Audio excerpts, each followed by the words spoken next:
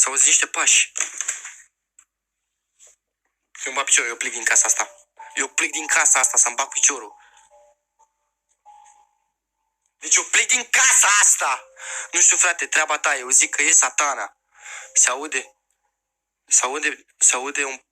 un scârțit. Se aud niște pași. Sună, bă, la poliție. Vino la mine acasă. Bă, nu știu, mă. Sus. Ce, mă? Bă, voi sunteți nebun rău de tot, mă. Film... Nu mai speriați. Se mișcă perdeaua. Hai că se mișcă perdeaua dacă e. Bă, sună, bă, la poliție. Bă, nu știu, mă, ce să fac, mă.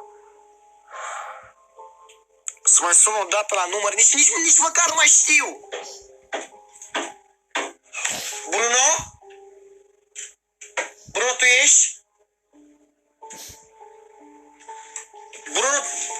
Bruno, tu ești? Bruno?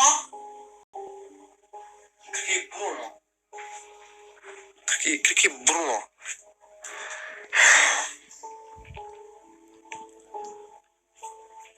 Mă, nu știu, mă. Uite de spate. Ce, mă, spate?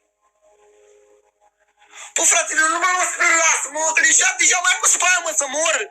Mi s-a făcut pilată găină să-mi bat piciorul. Bă, mai sunat la numărul ăsta, îmi bat piciorul în el de număr. Îl sun și spun să mă lase în pace, frate.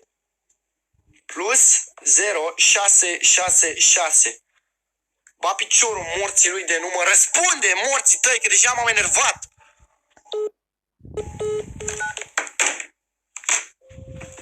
Fucking God.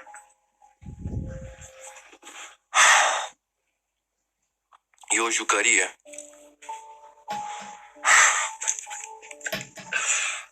E o jucărie. E o ladă în spate. Bă, îmi bat piciorul în el de bec, bă! Bă, îmi bat piciorul în el de bec! Ia stai!